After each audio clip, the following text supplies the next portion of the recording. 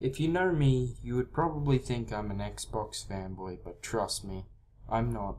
I did, however, grow up with an Xbox, and that was and still is my most used console. That's a fact, and I won't pretend it isn't my favorite. However, this is an Xbox One. Chances are you've heard of how much slander this thing got and how much Microsoft screwed up. It's actually because of this that most 360 users jumped ship to the sleeker, faster, smaller, and overall more well-rounded gaming console, the Ouya. That was a joke, haha, bad chance. I mean, the PS4. However, in this review, I'll be completely unbiased and only talk about the console itself. But at the end, all hell will break loose. Let's go. Starting with the interface and general usability of the console, the Xbox has a clean, visually appealing UI and tiled display and easy-to-use control scheme. At first I had lots of problems with the snapping apps, which caused distress while playing games. Your controller would only interact with the snapped app that was snapped.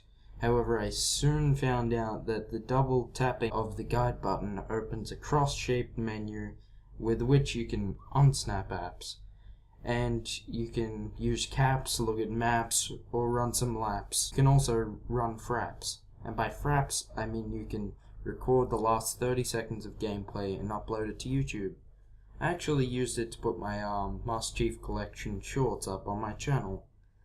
For a content creator, this has been really handy and an invaluable tool. Anyway, moving right on.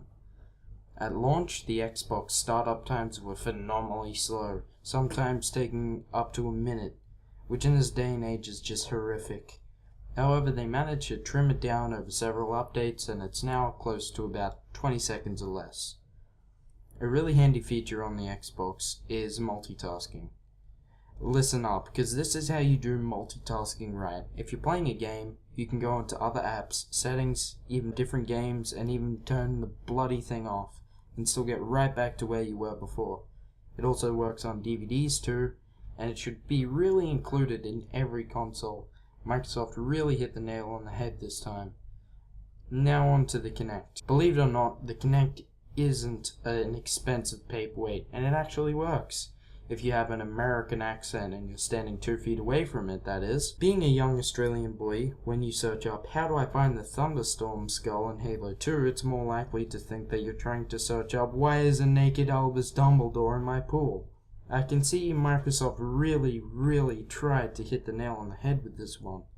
They just broke their thumbs though. However, they do get a star for effort. On the other hand, app searching with the Kinect is a breeze and saves time from screwing around in their terrible games and app which usually saps the crap from my lap. Moving right along. Hardware-wise, the Xbox could be better, and its size leaves some to be desired. Mostly because the damn thing is near hollow, but I guess they didn't want the thing overheating. However, if you don't have enough room for it, then I really feel sorry for you. It isn't that big. On another note, my Xbox is a really fiddly HDMI point. It seems that the HDMI cable likes to remove itself from the Xbox time to time. It isn't the cable, seeing as though I've used a few, but it might just be my Xbox and a faulty HDMI port. Speaking of HDMI ports, this thing has two, one in and one out. This can actually be used to run two devices, Xbox included, through one HDMI port through your TV. I tried my PC and my 360. With the PC, there's a very noticeable delay when using the mouse, and it usually makes navigating a real chore. However, with the 360, everything went fine. Even while gaming, the delay was rarely noticed by me. Another good thing about the Xbox One is gold sharing. If multiple people have Xbox Live accounts, only one of them is needed to pay for gold. Most people don't really know what gold does, so I'll give you a rundown. Gold pays for the massive fees that Microsoft gets from running its own dedicated servers. They also give out free games. Also, you may have noticed that most esports players usually use Xbox, and that's for a reason. The servers are noticeably better on the Xbox, but fanboy talking. Oh, such a fanboy. The last negative point is that you cannot get achievements offline.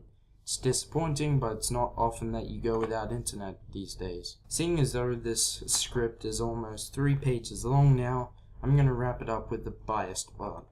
The UI on the Xbox One is really inferior to the 360. I expected better from Microsoft. They could have just used the Xbox 360 UI, and you might say, hey, it looks exactly the same, but I mean, when you press the guide button, you're taken back to the home screen. I'd like a little, just a little pop-up.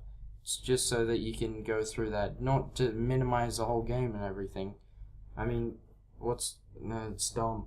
It's dumb. The controller shortcut for the cross menu should have really been told at first use, or the first startup. I only wandered across it, and no other consoles, to my knowledge, have left such a crucial shortcut out. The size of the Xbox is bigger than the original Xbox, which is just fucking insane. What the hell? One final positive is the controller. Not only is it a great designed controller, it's well made. It's even better than any professional gamepad out there. As well as crushing the PlayStation, the Wii, and even the illustrious Ouya.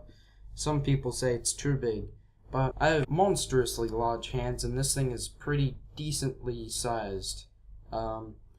Not really uncomfortable at all. If you need a controller for your PC, this is the one. Get it? Get it? Zeppeli, do you get it? Fucking get it, Speedwagon! For you. Thank you for listening to me ramble, and if you want to see me do another one like this, hit the like button and subscribe for more unbiased reviews. See ya.